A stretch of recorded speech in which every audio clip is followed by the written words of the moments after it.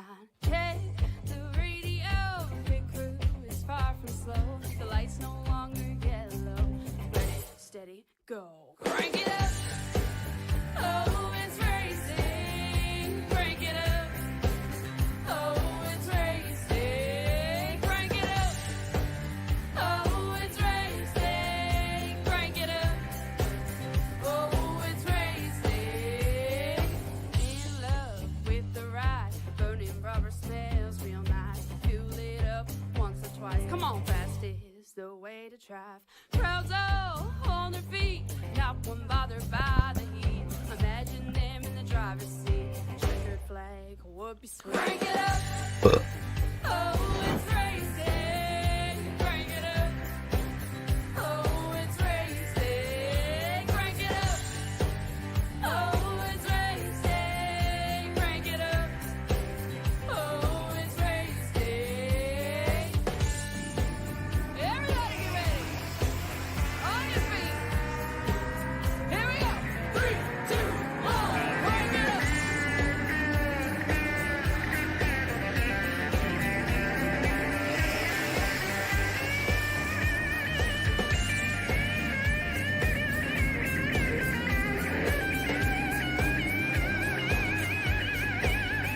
Crank it up. Oh, it's race day. Crank it up. Oh, it's race day. Crank it up. Oh, it's race day. Ladies and gentlemen, welcome back here to PTM Racing TV, now live here at Homestead-Miami Speedway. And tonight, we're about to present to you the Joe Six-Pack Racing League in the Sunset 110 at Homestead-Miami. It's time to get down to business and time to get down with 22 of the best drivers from Joe Six-Pack Racing League, bringing it all on the line here for the Sunset 110, presented in part by Joe Six-Pack Podcast and Lugcoin, the official cryptocurrency of Joe Six-Pack Racing League.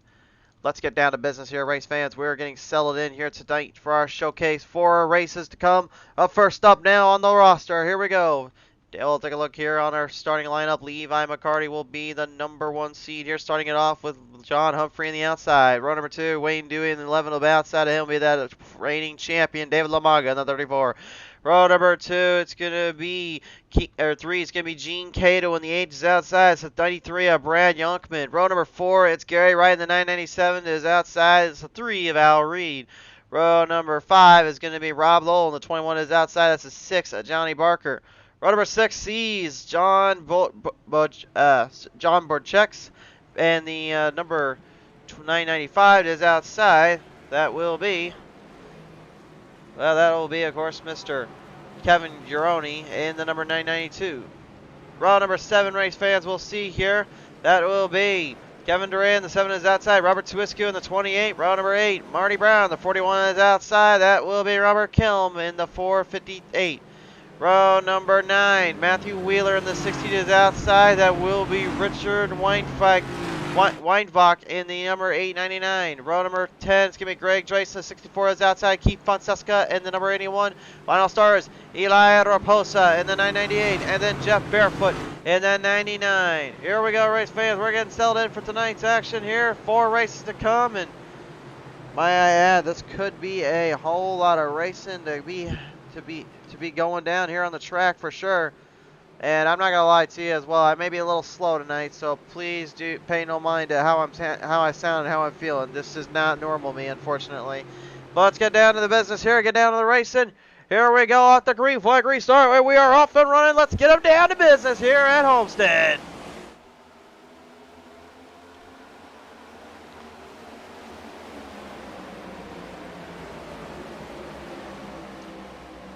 Drive them in deep and make it stick here. They'll make everything work. Oh, no, they're not going to make it work there, though. Whoa, look out. Caution on turn 2. Huge wreck there. Johnny Barker, the number 6, overhandling the corner there of turn 2. And yet again, another driver falls victim. That tough end of the middle road of turn 2. That's a slick spot down there, a bit of a flat end. That's caught many drivers before. And Johnny Barker and John Bojoix has just now found out about that. Oh, it's Bojo is what they call him. I keep forgetting that you like to, the YouTube guys like to call him Bojo. I keep forgetting about that. Sorry, comment section. I'm probably gonna get my Probably going to get eviscerated for that one, but let's take a look at it from the Joe Six-Pack podcast. Here is the PTM instant replay. Bit of a down low move here. Looks like the 6 here just got a little too aggressive off that corner. You can see everyone trying to evade it. The 7 gets in there. And see Greg Drake's getting a tag in there, unfortunately. 7 to Kevin Durant, just kind of giving the love tap there. The 995 of John Bojo. And everybody else getting sent to the Shadow Realm, unfortunately. That was your PTM Instant Replay, presented by the Joe Six-Pack podcast as we get ready to field these guys back into position.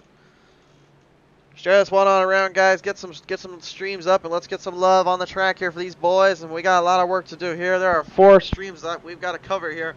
That's been the first of them, and probably the longest, if I may add. So this will be definitely a showcase for these guys to work with.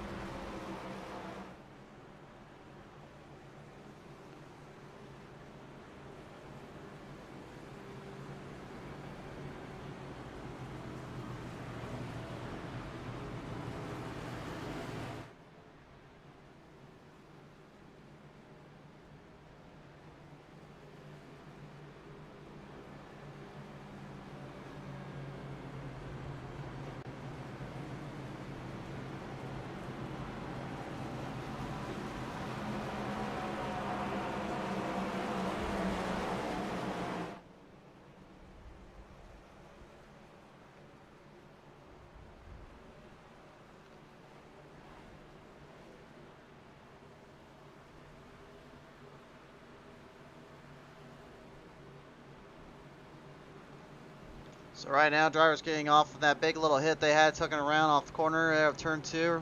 We'll have our stage caution, competition caution, I should say, coming up at lap 45. So drivers are going to have to try to maneuver around the little situation there and see if they can bring some fielding back into position. Definitely a bit of a wild start, to say the least, here for these drivers. Not the start they think they were looking for or really expecting in many regards, but that can be a bit of a challenge here, obviously, and that certainly was there. We'll continue on with our race here, though, as the field gets stacked back up, getting ready to go back to the green flag. Double file it up means only one thing, means we're just about ready to hit them up now.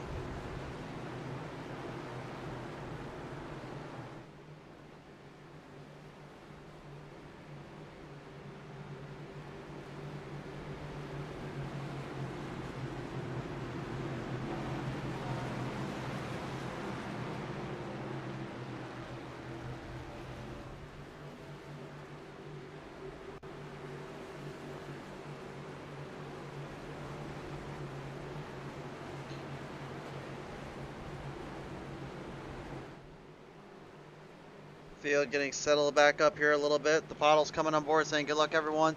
Thanks for tuning in right now, Miss Bottles, as we get ready to fire this one back up, waiting for the green flag restart here. They'll bring him down that front straightaway here, write him off, and Levi McCarty will have the start and the say here. Here we go, back to the green.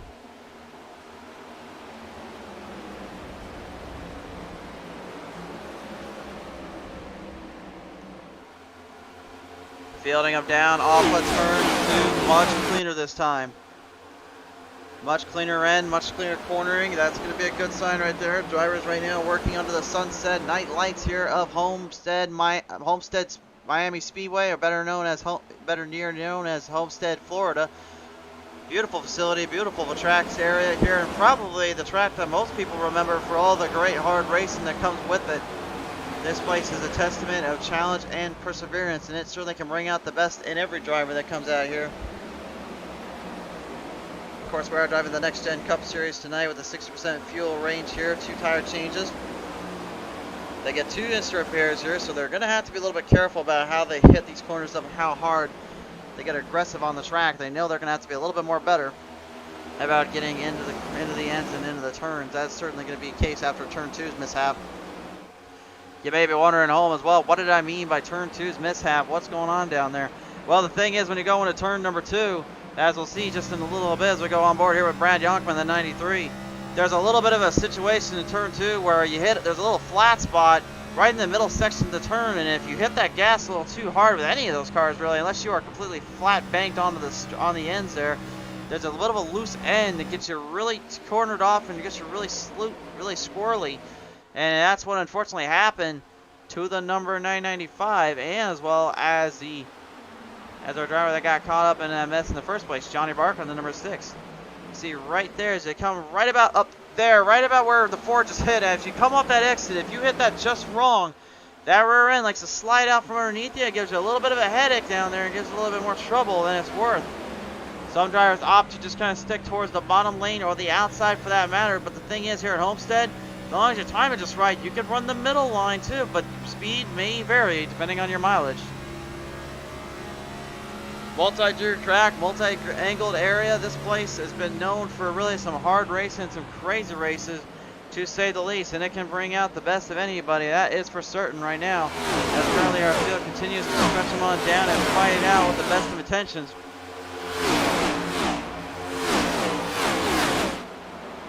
Camera angle's getting shaked up a little bit here as we watch the 899 of Richard Weinbach. Weifenbach right now, I believe that's how you say his last name, Weifenbach. Trying to move up the chain, trying to move into the fight here. He's got Kevin Gironi there in the 992, and then the 21 of Rob Lowell right on the front of him. On his side, though, you can see Gironi trying to hang it in and trying to sting it stiff. Knows he's a little bit in trouble in that area, in that corner. Couldn't quite hold him off. And to pass his main, and now it's Eli Raposa putting the Toyota Camry onto the fight shelf here with the Monster Energy 998. Trying to get up into the corners. You can see him diving down inside there, looking for a runoff on the 899 of Richard Weifenbach. Weifenbach, though, doing a great job hanging in there, not letting him get too much breathing room, not getting too much of a cushion. And Johnny Barker, despite this little problem he had here down in turn 2 for really just kind of going up high and then bringing it into that flat spot down there off turn 2. He manages now to kind of move his way back to the chains. Currently running in the 15th slot at the moment. He's going to have some work to do as we progress through this race. And speaking of progressing through this race right now, Levi McCarty gone up high side. He's trying to bring the black and green wrecking machine Gravedigger style number 18 up into victory lane today. And man, I'll tell you one thing, that look on that car is certainly something in its own right. That is pretty much what I would suspect. That if Kevin Harvick and them got another Gravedigger scheme out there, I think that's probably what they would go with. We'll take a look at, of course, our lineup here in the points race right now with everyone that's played out. Bit of an interesting start to the season because of the points laps, and all that. Interesting start, of course, here from Daytona. We had a lot of storylines going on down the track. It was one of the crazier stories I think I've seen in a while, as David Lamaga right now looking to try and defend his championship. He is now running the gauntlet. He's running to the field. And last week, his 5th place finish, managing to get him into a solid 37 points. That'll start his season off strong. While James Krause had a 49 set, Kevin Gironi, and is tied with Kevin Fonseca at 42 apiece. And another tie between Matthew Bonson Wheeler and Brad Youngman for 4th gets them into the 40s. While right behind them there, another tie between John Humphrey with 38 and then Albert Reed with 38. Then, of course, we mentioned Lamaga right now running with 9th being Nathan Maurer in that 35 and then with 35 points. And right now, your race leader, Levi McCarty, at 10th place at the moment with 34 on the board. Darrell Wells with 33 to round out your top 11. And really, this could be a showcase of talent and intuition for these drivers and how they manage themselves out on the track. That's going to be one thing that they're going to have to watch out for as they progress along with the race. Speaking of progressing along with the race right now, some side-by-side cornering here, coming off down out of turn number 2. Trying to find a line, trying to find a rhythm here as Robert Swiskey, the 3rd right now, looking to put the 28 ahead of the 8. Gene Cato right now, the one that is the gatekeeper. He charges it up quick, but he's not going to have enough speed to get the 28 to stay down low of him. Nice fast crossover coming off turn 4, and now it is Swiskey. Moving the chains up, hard charging. He's in 7th place up and 7 spots up from this plate. But if you want the ultimate hard charger, look no further than the man that is running not just a gauntlet, but just a warpath of drivers in front of him. Eli Raposa, right now the 998, passing that 997 with Gary Wright. Wright giving him a lot of opportunity to strike and give him plenty of opening to work with here. Wright will have to try to find a way to keep his distance and keep himself in check as Eli Raposa continues to strengthen his number and strengthen his car out on the track. It's just incredible to me how quick some of these guys can get around this place, how quick some of them can just completely bash these things in like nobody's business. Just take a look at the lap times right here, and you can see that big orange down below. That means Wright's lost time, whereas Raposa has gained it from him. 0.3 of a second on that last lap. I guarantee there's going to be at least another 10th added on this lap here. You're going to have to watch out for Raposa. His speed right now is through the charts and through the roof. He's got a great deal of control out on the track, and that right there just proves it. Not 1/10, that is 3/10, my friends. And Robert Kuhl having some major problems down there, puts it into pit road. He'll have to call it a night early. What a tough break for the number 4, 5, 6 driver, as Kelm looked like he had something going here a little bit later into the race.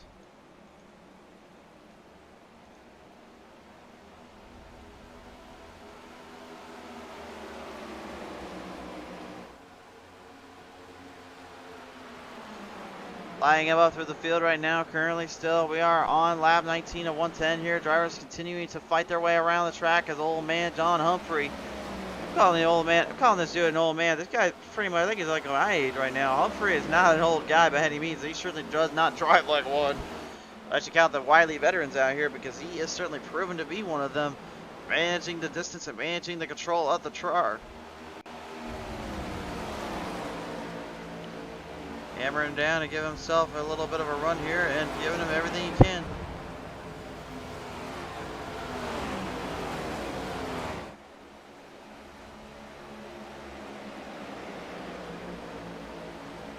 On the end zone though, here comes the 11 Wayne Dewey, the lone Canadian tonight, trying to prove himself amongst the field of Americans, and our one lone Irishman, Al Reed, returning to the show. Great to see him back out on full display and back out on full track position. Been a while since we've seen and heard from him, but it's good to see him really bringing him a game, bringing it all on the line here. Reed, one of those guys you just gotta kind of keep your eye out here when he puts that Digital Motorsports number 3 out on the track. He's been known to put up a number and put on a show. And he's doing that and then some with this little battle he is bringing to the table here with not only John Humphrey, but also looking to get back out there with David Lamaga. From what I understand too, the drivers are running on a baseline setup, so the baseline is actually pretty much what iRacing configures to be a normal natural substance for every track and every condition, so that it actually works at its normal pace and at its normal go around. But the big problem is, though, is running that baseline means you don't necessarily have the car configured into how the track actually likes to work and how you can actually run it around. So it can be a little bit tricky figuring it out of the gate. Could be a little bit of a handful, but once you start to kind of dial things in a little bit, start to get a little bit of a grasp, the car does seem to work quite well and actually seem to be a little bit finicky when it comes to hanging in there with these guys. Johnny Barker right now going at it here with Richard Weifenbach right now, trying to hold the 899 in place of where the 6 of Johnny Barker's trying to go, which is up in to that number 12 spot. Barker trying to hold him, trying to get a run on him, trying to find some openings, but he can't get it. Now here comes Keith Fonseca now running to the field, patrolling the area for a little ground, and he found some there. Look at him diving down in there. Oh, turn number 2, got a great jump. Oh, and he gets a little love tap there at the 6, and Barker, he's like, hey man, I heard you didn't have enough love taps from earlier. How about I give you one from my rear end, buddy? Oh, he puts that right into the left front fender of the 6. And the old Robbins racing mentality being put on full display and full showcase. The number 60, Matthew Boston Wheeler, trying to get something going for his team and his crew. Maybe looking for a little bit of some help and some work around here.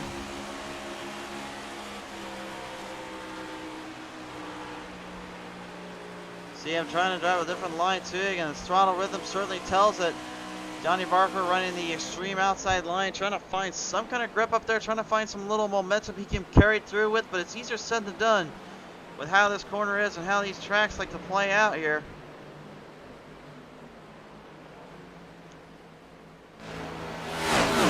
Matthew Wheeler, of course, representing for Back Row Sim Racing here today. Down to the nice lights here of Homestead-Miami Speedway.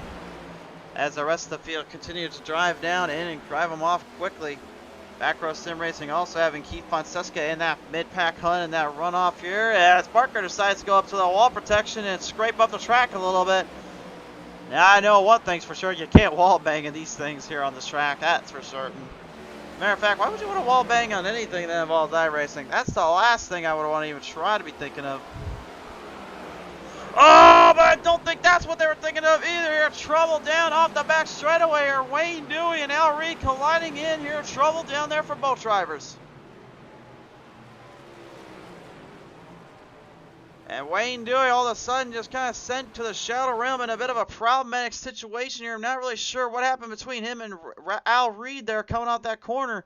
We'll take a look from the cam here and we'll see what happened from our drone cam. To the PTM replay we go. Presented by the Joe Six-Pack Podcast. Here is a look at the replay.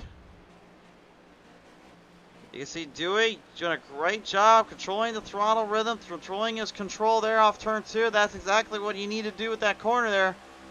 He just slightly up, and it looks like the 3 of Al Reed was trying to close the gap so he didn't go in anymore, but unfortunately I think Dewey might have had a miscommunication there with the spotter, and unfortunately I think that ended up costing both drivers more than they realized. We'll take one last look at it from Al Reed's perspective.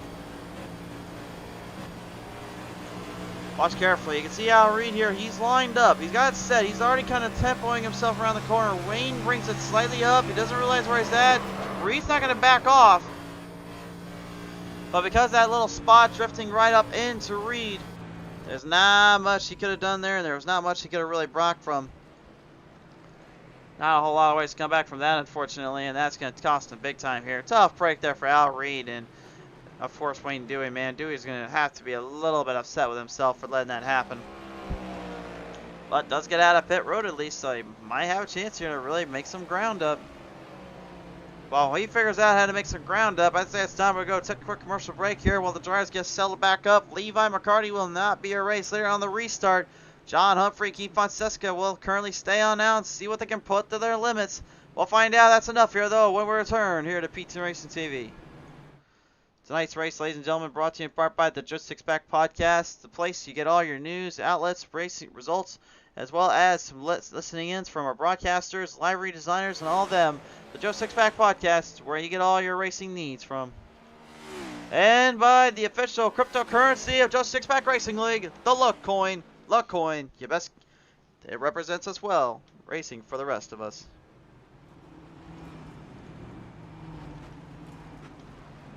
And as I said about Humphrey and Fonseca a minute ago, they have also headed into pit road, so I guess now I have to correct my statement. Levi McCarty and David Lomaga will be your race leaders. Come to the starting line here, and I guarantee you one thing, David Lomaga's got to be a little bit happy that he got a chance to kind of regroup, resettle in, especially with the way McCarty's been running tonight. McCarty is going to be one of those guys you just kind of got to taste yourself and watch your momentum and watch your corners, especially with how this track is playing out, how this one's going to be given into throughout this race.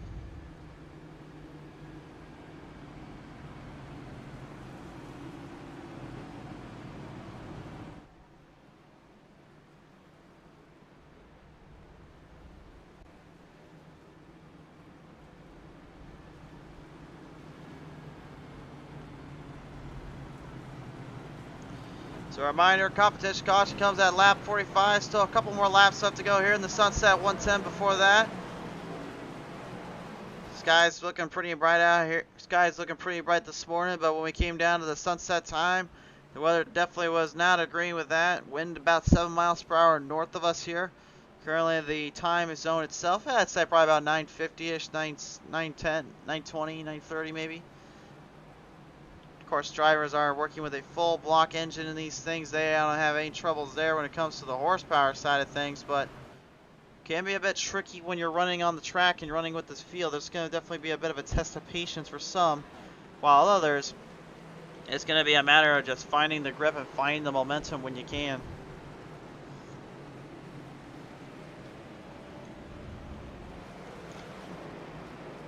Double filing them back up here now as you see the field getting stretched back in. Everyone looking to set the corners up and set the cars up just in the nick of time. Jeff Barefoot down there in the 99, currently second hard charger of the night, while Eli Raposa currently the ultimate hard charger with 15 spots so far. McCarty trying to warm the tires up. Someone asked me at home a little while ago, like, why do drivers go turning left and right like that when they're on the restart? Shouldn't they be leaving their cars alone so they stay under control? Yes and no. The thing is, the reason why he's burning up his tires right now is because he's actually trying to warm them up. He's trying to get the car to actually get nice and cozy, get the tires a little more warmed in and ready to go, because the thing is, on a cold set of tires, that's pretty sticky. That could be a pretty bit less sticky and a lot more tricky to work around, because you're having to deal with a car that has literally no grip and no control over it. And also, the biggest thing is to that statement is there's a lot of dust and grime that falls on these cars on the tires, and even on asphalt, you basically want every little detail, every little amount of control you can get. Try to outdo and outmaster your competition. On dirt, well, that's kind of the opposite. We're worried about trying to find any grip and trying to keep the car as straight as possible so we can have a fast power off the exits. But in these asphalt races, that's completely the opposite. Sometimes you can get tracks that you can power hard off on exits. Sometimes you can power hard into entries. Well, there's one thing that's always been a common denominator, which is how much dust, grime, and all that do you have on your car that's going to give you more trouble than it's worth. And it looks like for the 64, Greg Drace, he's having a lot more troubles than it's worth. In his mind, he's called it quits for the day. Parks it down into pit road now as the field works their way around the track here off the back straightaway. Kevin Duran going to go and pit him on down. Looks like he's got some troubles mechanically, also maybe a little fuel line problem. It sounds like down on the pit end here, so we'll see if he can get it fixed up and get himself taken care of here. Off the front straightaway though, here a little bit of movement coming through. Here comes the 899 of Richard Weifenbach. Weifenbach right now trying to put some skulls ahead and crush the competition while he's at it. Nice pass there around right now, Al Reed in the number 3. Reed falling back slightly behind the track and slightly behind schedule, if you ask me. Could be having a bit of a mechanical issue down there. Obviously, he's got a big bad front end built on that thing, so he's going to have to get it cleaned up come competition caution-wise. Really, he's just waiting for that moment, waiting for that time period here, and hopefully get himself a bit of a flyer that maybe help with the later half of the season.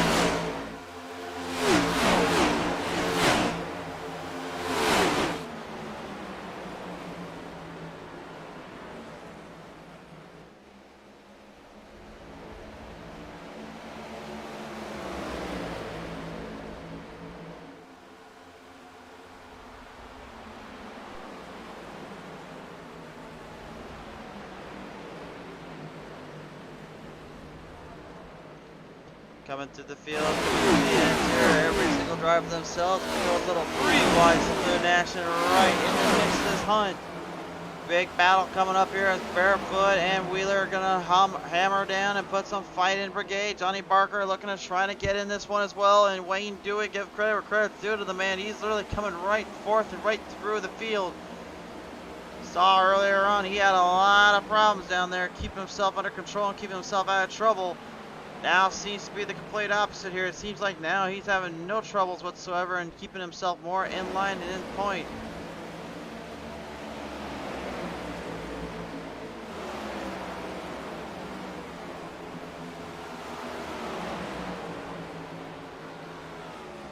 Firing down right now, Wayne Dewey, looking to maybe make a change, make a charge up ahead. Coming down the inside, looking to make that pass around Barker, but Barker with the runoff on the exit. Nicely done, gets a good jump on the outside. Got a little help there from Fonseca. Fonseca, that's the one thing I think that he knows is the equalizer, is that power draft. You get right behind someone, you can draft them up quicker and a lot harder. And that helps you out for the long-term run and that long-term success. Clay Parker's driving right now. He can certainly use any kind of help he can get. I can tell you that much. He's having all sorts of problems keeping himself in control of this car.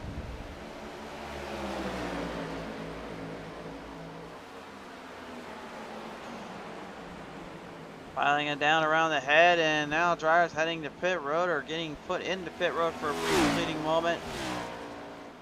One of them definitely being, of course, Al Reed, Wayne Dewey, and all of them. They've gone back to the field. Levi McCarty and David Lamaga falling way back though, as Eli Raposa completely just tucking away the race. I don't even know when the heck he went around there. All I know is he just left the pack. The 998 just flying by these guys. Pretty surprising to say the least here. He's just completely taking this one away from the field, away from the charge. He's got the race lead while Rob Lowell continues to hold on for third here in the 21 as we're down to the final laps here of the stage for the competition. Benny Borick, come on board here with our YouTube end. Thanks for coming on board here tonight. John Humphrey now to the inside though. Look at him charge that back row sim racing machine right into the fight. Rob Lowell though, not gonna give up just yet. You know the man too well. He will not let anything bug him or really take him down a few notches.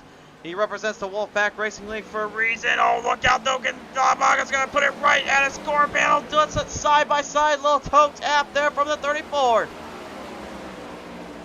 I'm not sure if Lamaga really meant to try to put a little bumper fender there at the 21, but it looks like both drivers came out of it pretty unscathed and clean, if you will. Never really had any problems or any issues there. Quite surprising here, considering I thought they were definitely going to get themselves in a bit of Schwab-Mack territory here. Brad Jonker right now, the 93, currently looking to dive it in deep on Levi McCarty. McCarty trying to hold him off. Got two separate issues going on for McCarty, trying to get back up there with the lead. He's fighting Rob Lowell, he's fighting Lamaga. He's got everybody in his way and no one out of his way. That's the problem for him right now.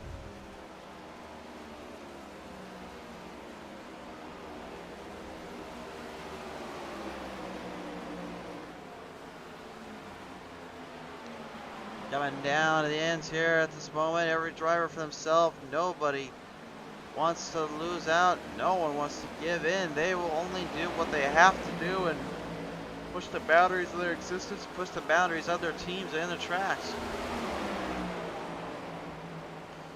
Firing down now, you can see Yonkman trying to do something here with the 93. Goes up top side. It says, hey boys, let's see where this one goes. Got a run on him on the outside. Got Lombardi right in front of him. Brad Yonkman, of course, one of the guys out here that certainly knows a thing or two about racing to the winner circle and racing to the victory lane spots. He's done it before here, and 10 times or two. He would love to add another one to his resume here. But he's still going to have to fight off that everlasting trust presence of the 34.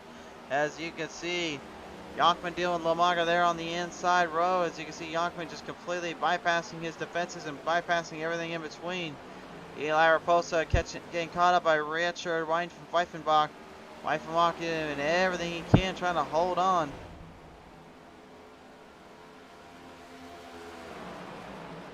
Meanwhile, back in the field here, you can see everyone else pretty much sizing up or shaping up whatever they can get.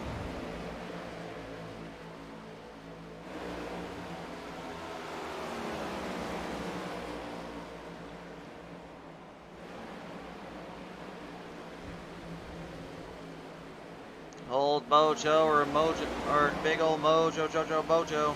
He himself in and out burgers 1995, trying to get up there with Gary Wright in the 997, while Jeff Barefoot and Johnny Parker continue to hammer down the field.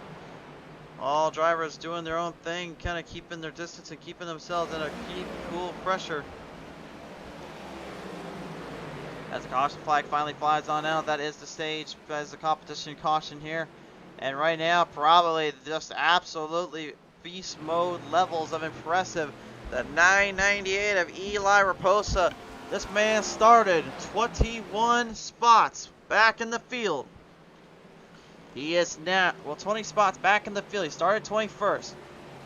He is now 20 up in first place and looking for his first win ever here in PTM Racing TV. Can he finish the deal and seal it all off? Find out when we return. Tonight's race, ladies and gentlemen, brought to you in part by the Joe Sixpack Podcast for your weekly updated racing news, outlets, news sites, and everything in between. When it comes to your broadcaster, live designers, and all of them, be sure to check them out on the Joe Sixpack Podcast. The faces behind the races, the Joe Sixpack Podcast is where you get all your racing needs.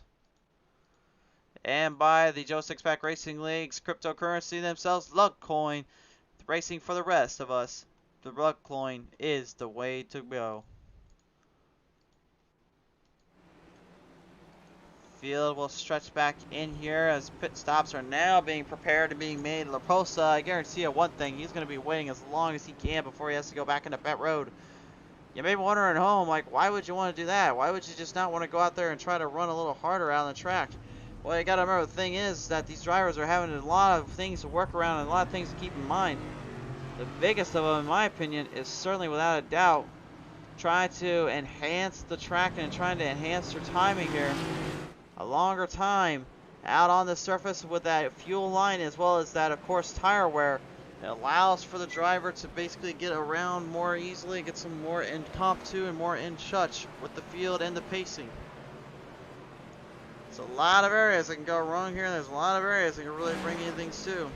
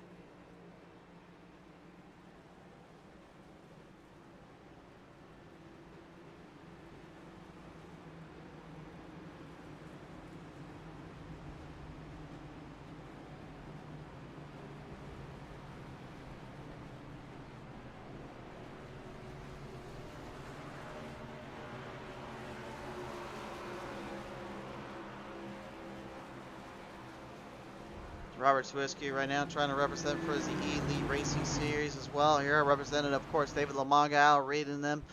Last season, those guys absolutely tortured and beat out the competition by a mile and a stretch and a half.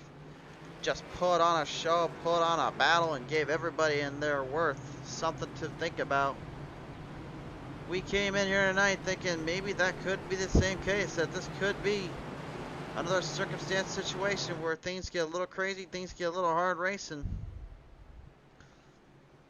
We're going to be wondering that here in a minute too as we get ready to get back to the green flag action here in just a minute.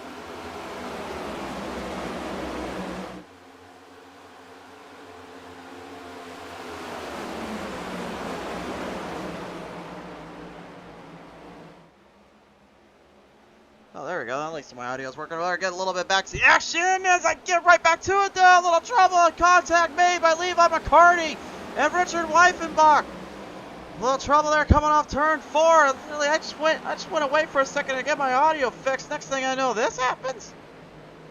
Oh boy, this is why you never miss anything, and this is why I should not be missing anything when we get on this TV show.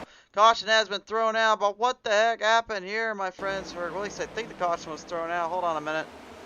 Looks like there might have been a miscommunication on my end here with the producers. Here's another look at what happened, though. This is your battle for the race lead here. McCarthy just gets a little bit inside of that Weifenbach. Weifenbach looked like he had the run in the middle. McCarthy tried to keep it low, but the next gen car just completely drove right up into him. Ouch, a little tag and a half there, and both drivers going for a tumble and a fumble off of turn number 4. And that's not the kind of fumble you see in football. That's the kind that literally cost you a race and a half here. More so than one play could ever in the football games. Although that has happened plenty of times before. Sorry, Philadelphia Eagles fans. If anybody's a football fan right now, yes, they have been eliminated from playoffs. That's why I say that. So, going off the ends here, though. Oh, look out. We've got packs. We've got runs. We've got 3 wide. So Lewis coming off at turn number 2. Oh, they'll run them hard off the ends here. Down the back straightaway they go. Al Reed kind of in the middle of it while Humphrey tries to stay out of trouble with Wayne Dewey behind.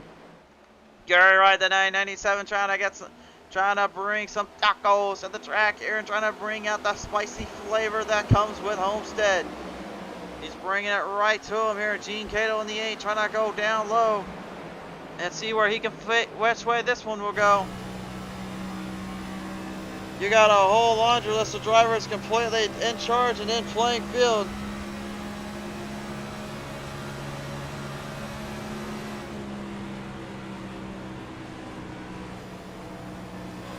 Everyone on the whole shot, everyone giving themselves some room as well. That's one thing you gotta love about this J.S.P.R.L Racing League.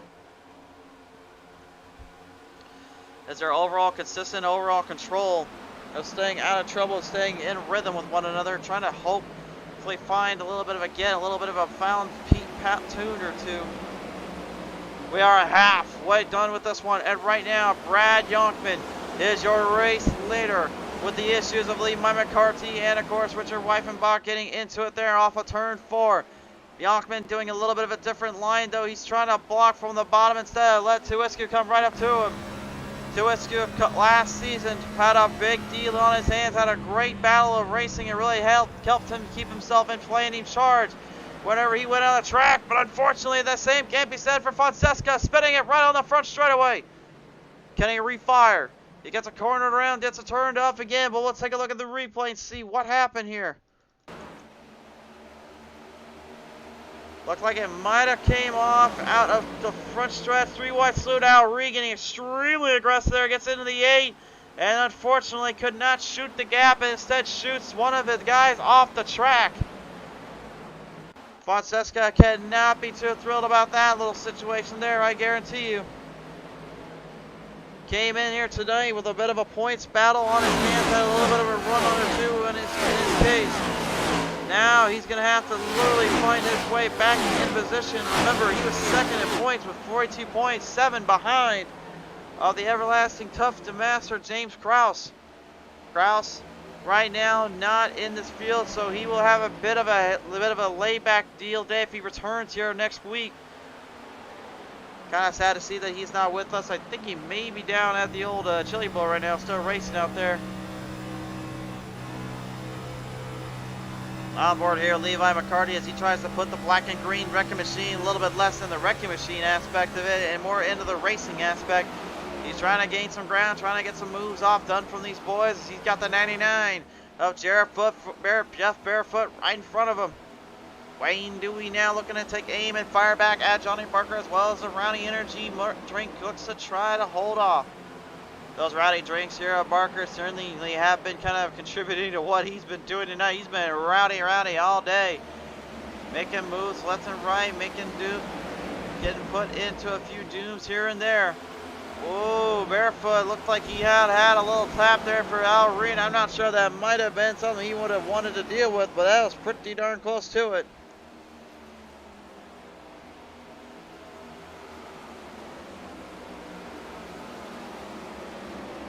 David McNeil coming on board here saying good racing, I'll say. Damon, great to have you on board. Great to hear from you, sir. Seems to be enjoying the show and seems to be enjoying this battle here. I will say that same way here, my friends. Coming off the end now here, you can see Levi trying to sneak the gap, trying to sneak inside. Every driver for themselves, no one giving an inch, no one giving out anything here. They know they have to just try to pulse up a little bit more. The problem with these next gen cup cars is, again, with that 550 horsepower package, I know I keep bringing it up, but it really is a troublesome situation. With that 550, you only have two ideas.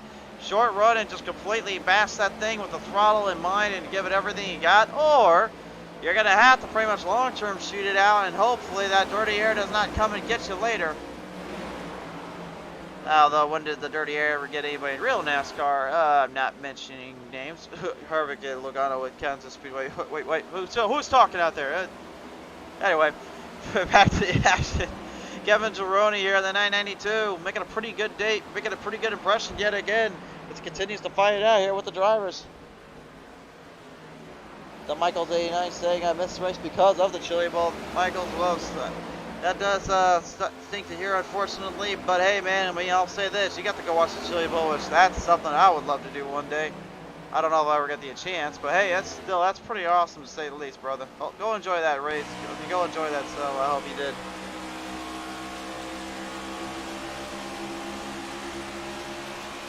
Barefoot trying to find some openings, trying to find some lines here, but unfortunately, guys aren't exactly giving him a whole lot of room, giving him a whole lot of openings to work with here.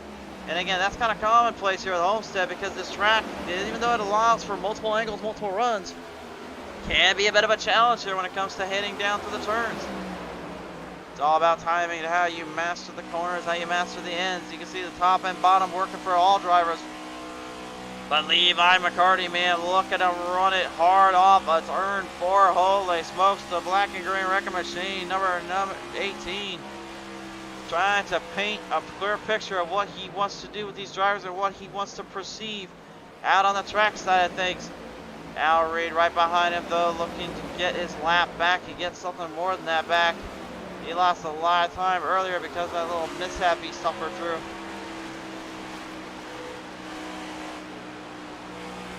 Matthew Boston Wheeler now has a little bit of company here with Wayne Dewey, kind of sneaking his way into the field and into the front side of things. Look out for McCarty, though, running right off the turn 4, down side by side here with the 11 of Wayne Dewey. And now McCarty, despite that little hiccup he had just a little while ago, he is now moving the chains in and putting all sorts of fight on the track.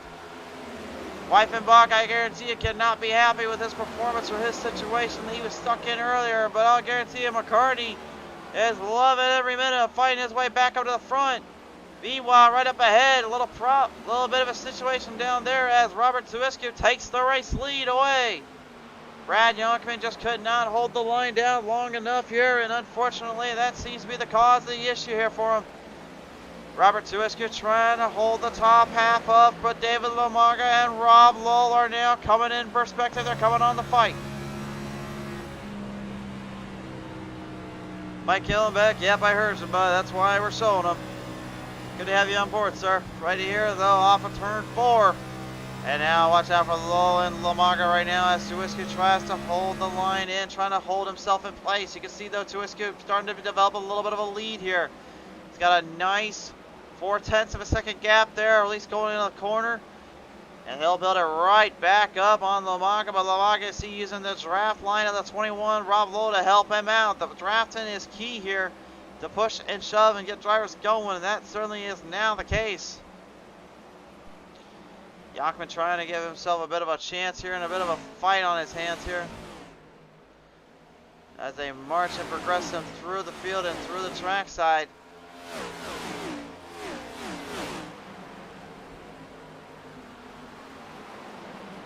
Looks like McCarty might be actually getting right back up with the leaders here. He is currently in 5th. He's just found a way around Matthew Boston Wheeler.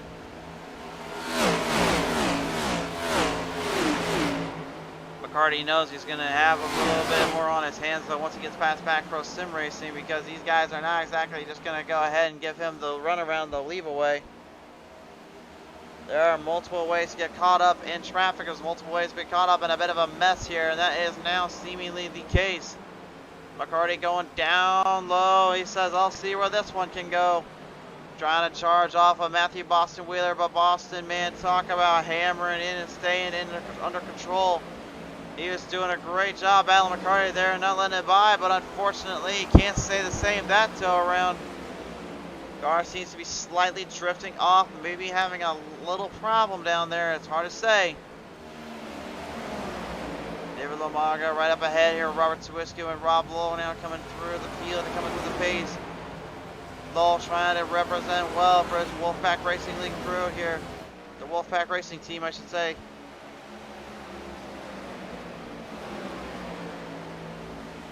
We're looking at about 40 laps remaining this next go around here. 40 on Homestead is a lot, yes, but it will test even the best of drivers, considering they had to go a full 45 before getting to this chance to get this opportunity here.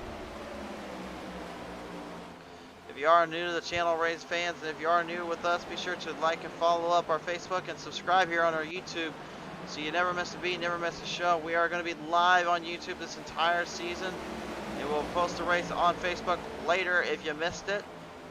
But of course, we really want to get this YouTube up and running a little bit higher, a little bit bigger. So if you guys could, please do share the stream around and give us some, and subscribe on board if you are wanting to see more of it.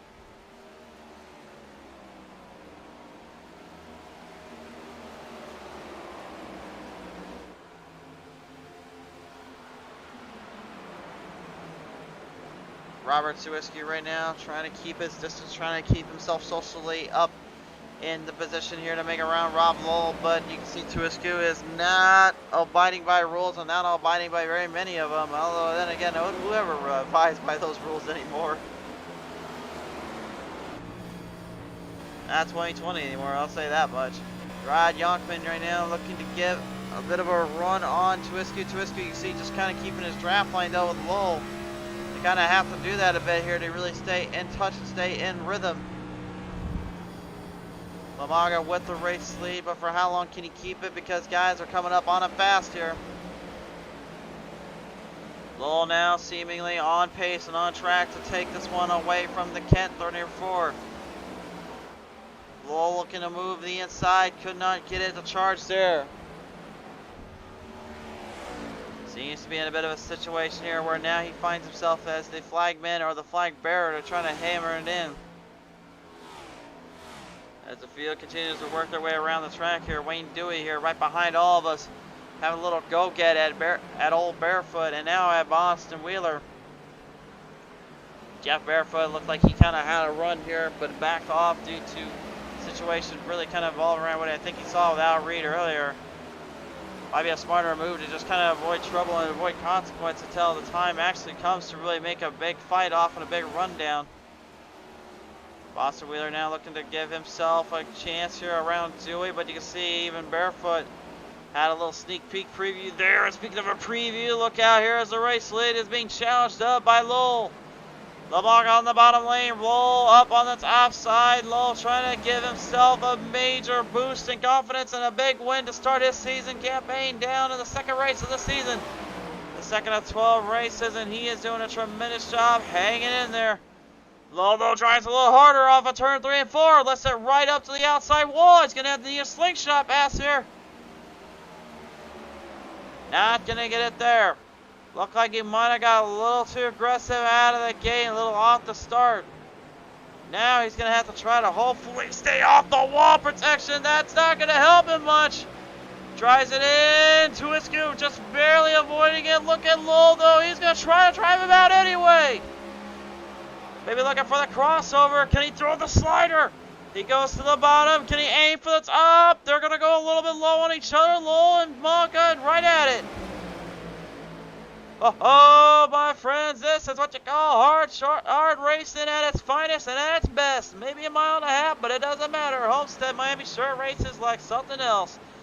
It is putting on a show and putting on a clinic here, and Lowell and Lamaga are the two centerpieces of this production right at this moment.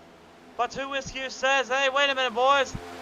I want to join the party too. I'm not the glass of water, nor am I literally the stage prop on the left. I'm the gun in the middle, and I'm centering off to fire away, boys.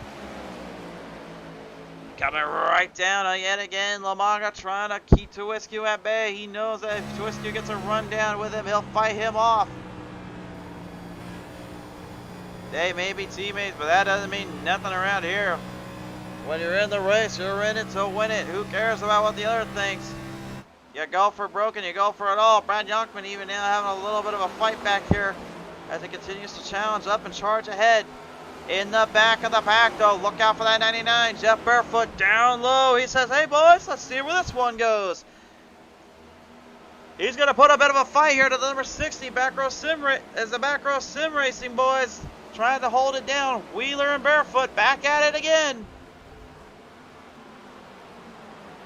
Barefoot trying to get a couple of cold ones in, trying to drink up to his heart's desire and maybe put on a fight here with these boys. Looks like he found a little bit of the bubbly at Homestead-Miami because he's drinking up, and he's drinking a lot of it on the track because that car is hitting every corner just right. It's hitting every spot just well enough, and its turning and capabilities are extremely impressive so far. But Wheeler is just not letting him by, not giving him any chances. He will not let him go. And I think a lot of that has to do with just the overall punishing nature of this race. Even the number 7 here of Kevin Durant making a little go-get corner pass there, just getting around him.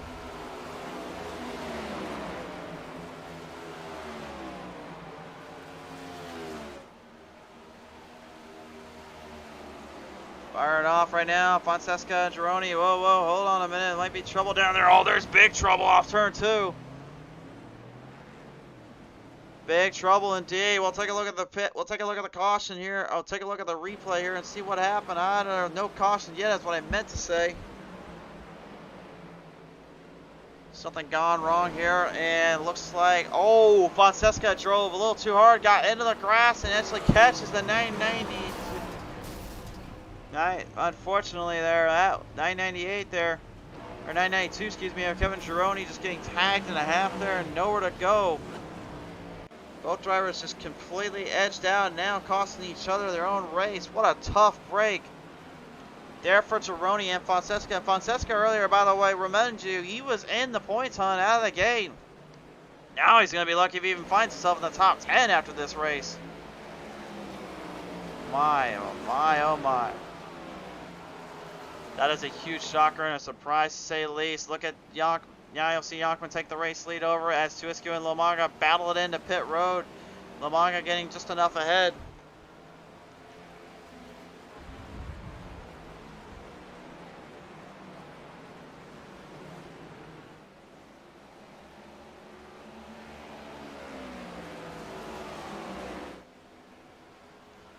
Coming right around now, Brad Yonkman, the number 93, keeping his distance, keeping himself under control here, working his way through the field. Wayne Dewey and Barefoot also in this.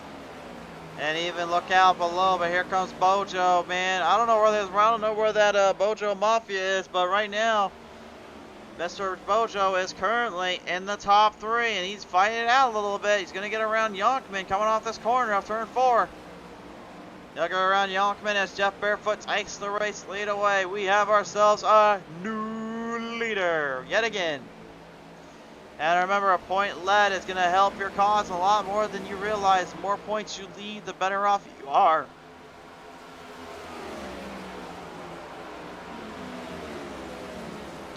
Better off you are, the better off you can get through the field a little bit better. And Barefoot just getting kind of shoved out of the way there by Lowell. And Lowell's like, wait a minute, dude, get out of my way, man. I'm trying to run a race.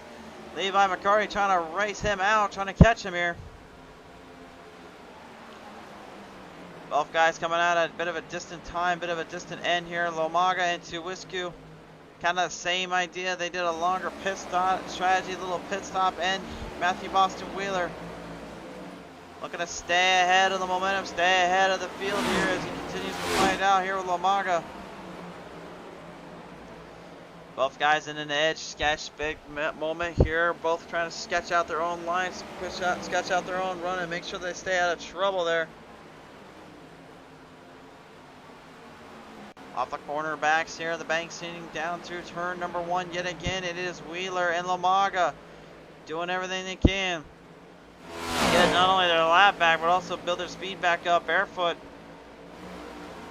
not really sure if his strategy is going to last out or really do him any good, but he certainly seems to think it will. Looking at our lap times right now, you can see that Wheeler, Vic Harty, and also Reed and Barefoot having some interesting pit times here. I did not mean to say lap times.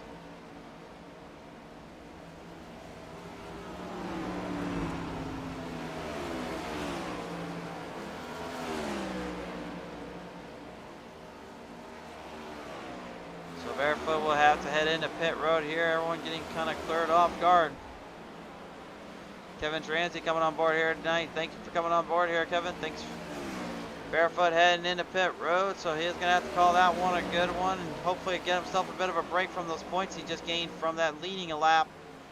Rob Lowell and McCarty are now back in the top half, and Al Reed, I mean, how the heck can you count this guy out? He literally was down and out a few laps ago. Now he's back in it. That's how you use pit strategies to your best advantage and use them to your fullest extent. He's moved through the field and hunted them back.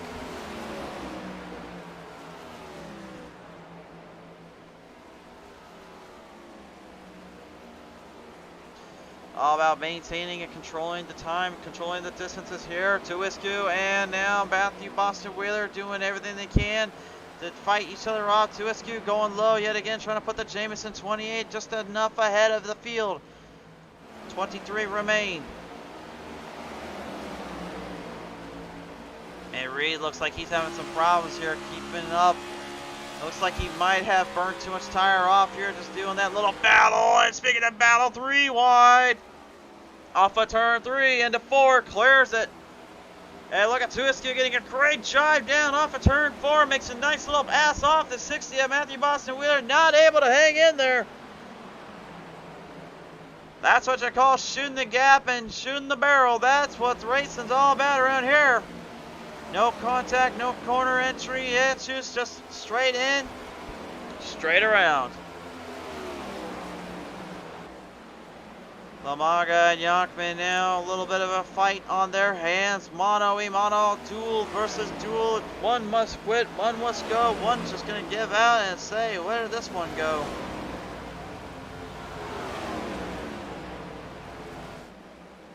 Yonkman and Lamaga doing a great job holding their line respectfully in each of their lanes. Yonkman looking to try to keep the middle lane as a bit of a line spot to make the crossover around Lamaga, but you can see now even Tuisku, he's having a little say in this as he makes a big little move off, pushing it straight in with Yonkman as well as Lamaga. You can see the draft really giving him a big advantage here to keep up the distance, keep up the shape and the control of the car. McCarty and Lowell right now in a heated battle for the race lead. Levi McCarty, remember earlier on, he got into it off turn 4, but his pit strategy working extremely well ahead of the field, but with only 2 seconds ahead of Lamaga, Yonkman, Tuisku. One must consider this, how long before they finally catch him? And he's going to have to pretty much kind of hope and pray for the best. That's the biggest thing here. Lowell and McCarty have been extremely aggressive here, and they may have been a little too off the aggressive end, maybe costing them more time than they realize. Kevin Duran is Nickelodeon number 7, trying to stay out of trouble and stay out of the way. He knows Lamaga and them are bound for business. They're doomed to repeat it.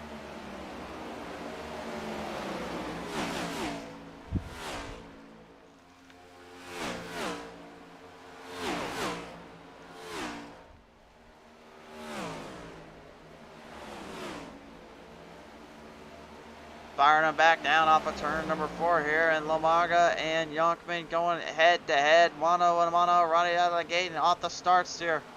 Each driver doing their own thing, each driver giving it their heart and their soul to outclass the other. Yonkman though still ahead of Tuisku by a mere error margin. As you see, Levi McCarty and Rob Lowell have been caught up slowly as we go. McCarty, I guarantee you, knows what's going on. Lowell, I don't know why the heck he is driving so darn aggressively here through these corners. He is just trying to manhandle and muscle McCarty, but I think he forgot the bigger picture right behind him, which is the issue of Lomaga, Yonkman, and Tuisku. I think he realizes his strategy was not going to work, so he's trying to do the ultimate sacrifice, push that thing to its limits and push everything he's got to fullest extent. If I was him, I would have probably tried to find a way to lengthen the run and find a lengthen the car on the tires. Granted, I'm not really one to take my own advice, even when I won the season championship. I just kind of said, I'm going to book it as soon as I get to a certain amount of laps, and that's kind of how I ended up winning it. But, I mean, I don't know. Lowell, to me, seems like he's just getting a little too offhand and off-centered here for what he's trying to do. I think he's really got to kind of have to back off. Even Yonkman, you can see, he's not really wanting to back off from Lomaga. You think he's seeing kind of the writing on the wall. If he doesn't make a move here, he's going to be lost in time here. Laps closing in, time running out. Watch out for Tuisku now. Looks like he wants a piece of the action. He wants a piece of that sweet American pie and get around all the drivers and get himself a little bit of that green stuff.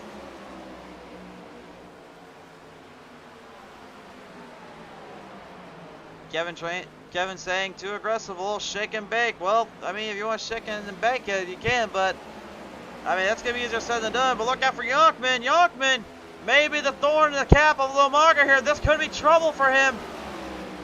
Lomaga was doing a great job catching McCarty and Lowell just by being on his own, not worrying about what's going on below. Now here comes Yonkman straight to the inside, corner the sidestep, bottom line, crossover up to the top side. Bottom shelf, top shelf, from the depths below to the heavens above. It's Brad Yonkman now moving into third. And every single one of these drivers giving it their heart and their soul, just trying to outclass the other. That's what you call racing, my friends. Whoa! Tuisku, huge bump there to Lomaga coming off the entry of turn number 2.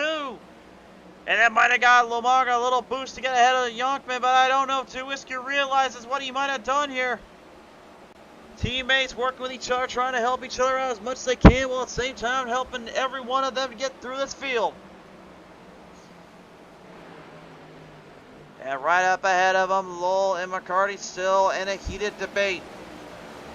This is more heated than most of the political ads I see these days between people just throwing slander at one another, although that's a different story. Anyway, right now at the moment, Lowell trying to fire at the 18 while the 21 looks for the inside corner. Maybe it's time for a little shake and bake in full effect, baby. He gets a run here on the 18 and McCarty.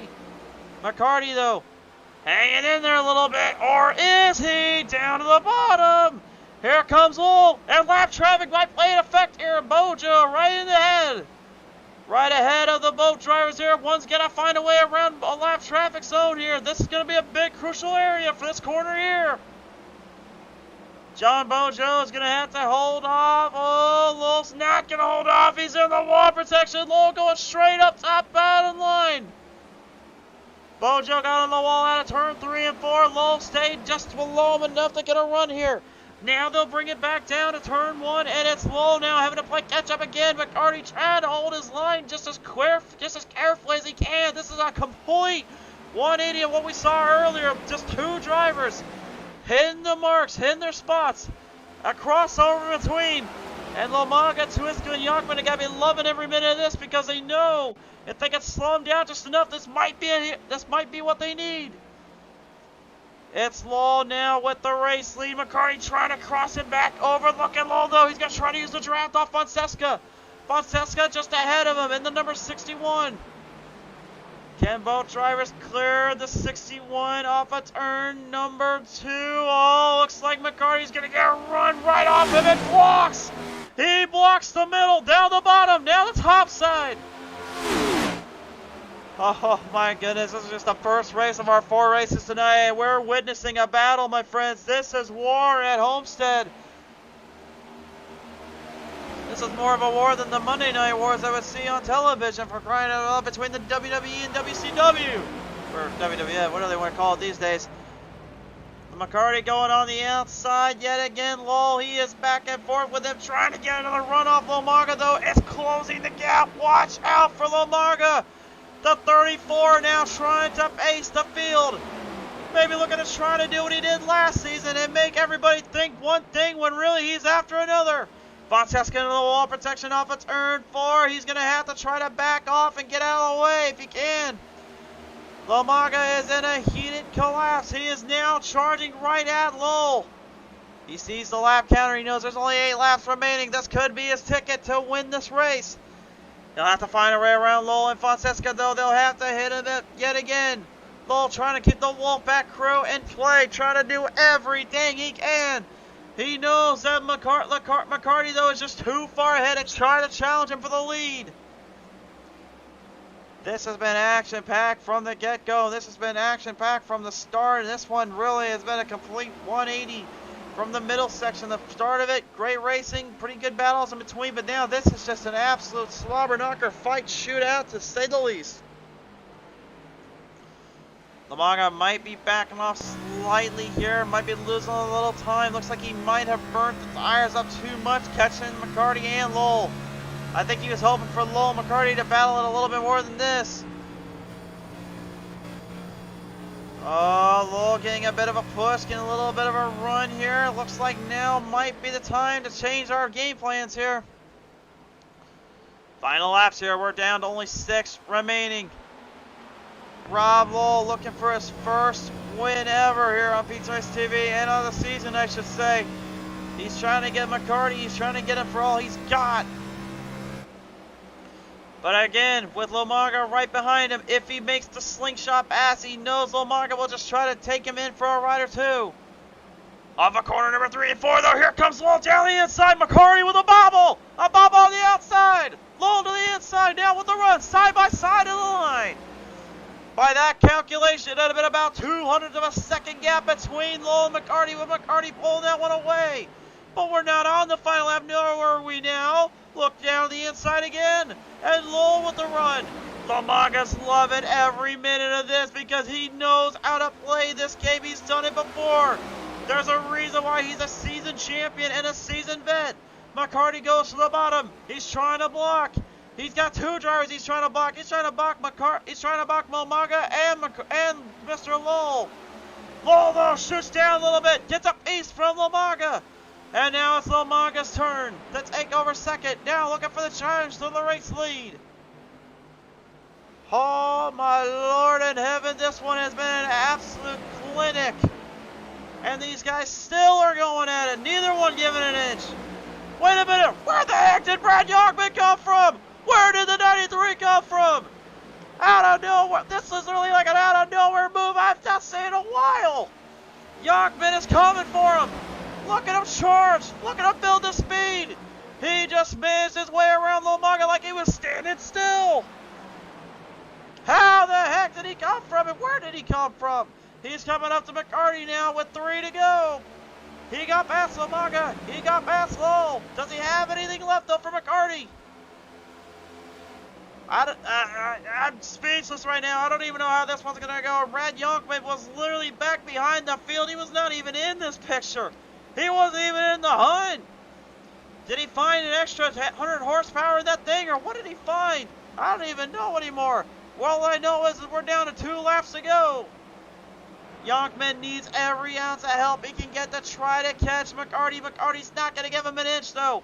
Off of turn 2, they'll build the trap back up now, running down the end of the back straightaway. The black and green wrecking machine is getting closed up east as they go around the gaps in the corners. Yonkman's going to get one chance at this. He's going to get him in turn 1 and 2 if he can hit turn 3 and 4 perfectly here. Ladies and gentlemen, we're going to the white flag this time by. White flag high in the air. McCarty and Yonkman, mano a mano. One will stand, one will face, one shall fall. Which one shall it be, though? They'll bring it down the back straightaway. Yonkman, look at him drive it right hard off. McCarty blocks to the bottom. Yonkman's got the outside. Will he cross him over? He's going to get a run here coming down turn 3 and 4. Here he comes on the outside. Oh, but he overdrove it off turn 3 and 4 just a slight bit. To the finish line they bring it. And Levi McCarty will hold him off. Oh yeah. Wow.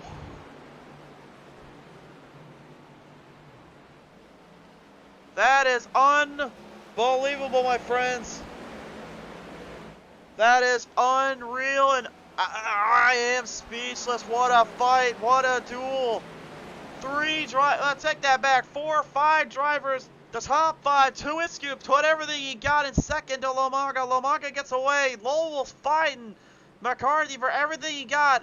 And I don't even know where the heck Brad Youngman came from, but holy darn and moly. This boy just came flying through the charge and flying through the track and took everyone by surprise.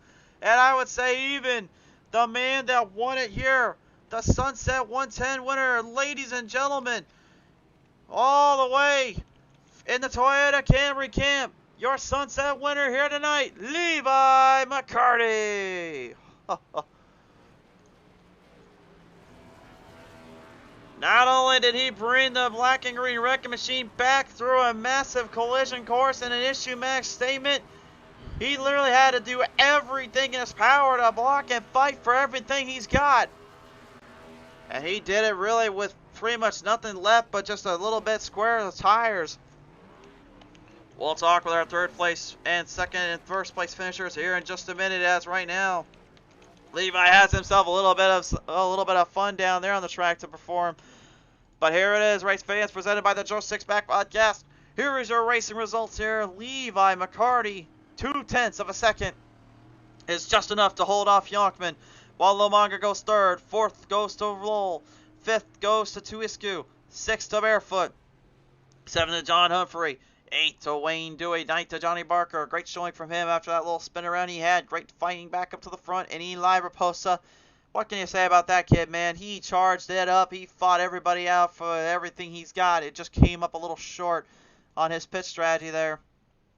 The rest of your field now presented here on the track side as of right now an Alan Kowicki, or as we call it in racing world, the Polish lap, being done up by Levi McCarty. And I guarantee you one thing, he is a happy camper down at that track right now. But here he is, race fans, your third place finisher here tonight. Give it up for David Lomaga. David, you had yourselves a war and a half on the track just trying to get around both drivers. You get into it a little bit with Lowell, and the next thing you know, Yonkman just completely sideswipes and sidesnares everybody. Do you guys even see where he was coming from? No, he showed up out of nowhere. I mean, him and I were fighting for a little bit there, a few laps, and then I don't know what happened to him. He kind of trailed off. And the next thing you know, Lowell and I are battling out, and I get past him, and the next thing you know, there's like a car inside, and I was like, oh, okay, there's where he went to. Yeah, that's where he went to, and there was where everything else went from. I'm kind of speechless right now with how you guys race and handle this one. How bad were those tires doing? Because it seemed like you guys were drifting up a little bit in the later half of that race. Yeah, they got sketchy to say the least. I mean, when you're on a run, you're so confident right when you get those fresh tires, but if you don't manage it, you all of a sudden just kill your car. So I mean, that's what I was watching Lowell and Levi going at it, and I was like, all right, they're killing their stuff. They're killing their stuff. I'm just gonna take it easy, and the next thing you know, I'm killing my stuff trying to pass them. But it was a great race. I mean, I'm exhausted. That was fun. I'm about to say, I'm sure if your arms are exhausted as much as our voices are exhausted here on the broadcast side. But David, congratulations, my friend. And who do you want to thank for this third place finish tonight? I want to thank my beautiful wife, Kerry, as always. You know, she puts up with me always through all these seasons. I want to thank my teammates, Rob, Mike, Killingback, my brother. Thank my parents, and thank you for broadcasting. Thanks, Greg, for the league, and thank everybody for showing up. I think we had 20 today, and we had 30-something at Daytona, so really appreciate everyone showing up, and of course, thank you for broadcasting. Appreciate it, as always. Absolutely, Lomaga. Congratulations, man. 22 of the drivers, you finished third out of them. Congratulations, sir. Thank you, Christian. David Lomaga, ladies and gentlemen, your third place finisher here tonight. I'm going to talk now with the guy that comes second, and I didn't even know where you came from or where the heck you were even from, my friend, but you literally came out of nowhere from that last half. I was like 5 to go or something. You just completely shocked everybody. Where the heck did you find the speed from, sir? I was just hiding in the back saving my tires. And when those guys started racing harder, it wore their tires out and allowed me to come right up and get to them. Well, that was awesome. Well, I mean, I mean, you certainly did a little bit more about that than some, my friend. You literally, you can go back and watch the call. I didn't even see where you were. I knew you were around the top 5, top 6 area. Next thing I know, you're literally taking second, and I'm like, wait, hold on a minute. Where is this guy coming from? Yeah, the guys third and fourth, I think it was, they're teammates, so they were racing pretty hard even against each other, and blocking me, and but I was able to get by them with saving my tires. Got by with saving your tires, got by with saving pretty much everything, and then some. Now, I'm going to ask before I talk to McCarty here, that last duel into turn 3 and 4, how bad was the car's tires when you went to try to throw the big haymaker at him and he just kind of blocked you a little where you had to rise up a little? I could have bumped him, but I run clean. I'm not going to bump him out of the way. If he would have stayed high like he was in 3 and 4 and most laps, I would have had him. But he blocked coming down, which was the smart move.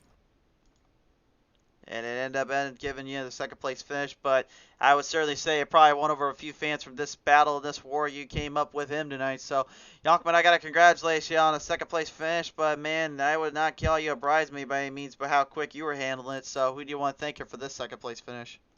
I got to thank Greg and for putting on this league and everything like that, and all these guys that I race with each week now. I like the clean racing, and it's just an awesome league to be in. And I can't wait to go back and watch your broadcast of this now. Oh, I'm just going to leave it at I hope you enjoyed the last final laps on that, but that was certainly something to call. Oh, I can't wait.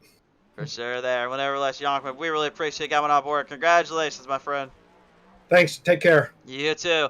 Ladies and gentlemen, in the number 93, piloting it as a second place finisher tonight, Brad Yonkman, as we now take it down to talk with Mr. Levi McCarty, your race winner. And Levi, judging by how many times you were doing burnouts and ecstatic down there, I got a feeling you were probably happy about getting a trip to Victory Lane tonight, my friend. Yeah, that was fun. I honestly didn't think I had a chance at it there when I fell back to 20th.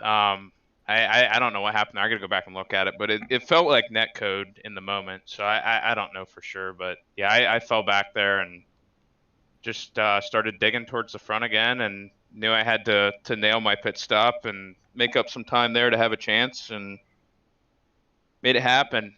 It was fun. It certainly was fun to watch. Certainly a crazy, wild race from the get-go in that position. I've got to ask you this, though, real quick. I already talked to Yonkman about this here, but I want to ask you this now.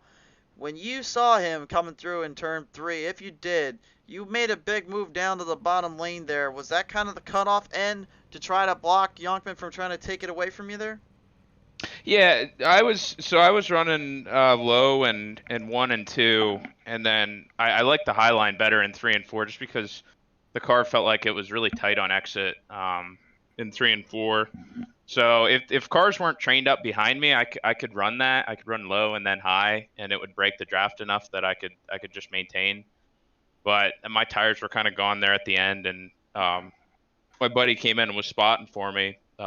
Fletcher, he told me I should probably think about moving it down to the bottom to finish the race in both corners, and I took his advice and went for it.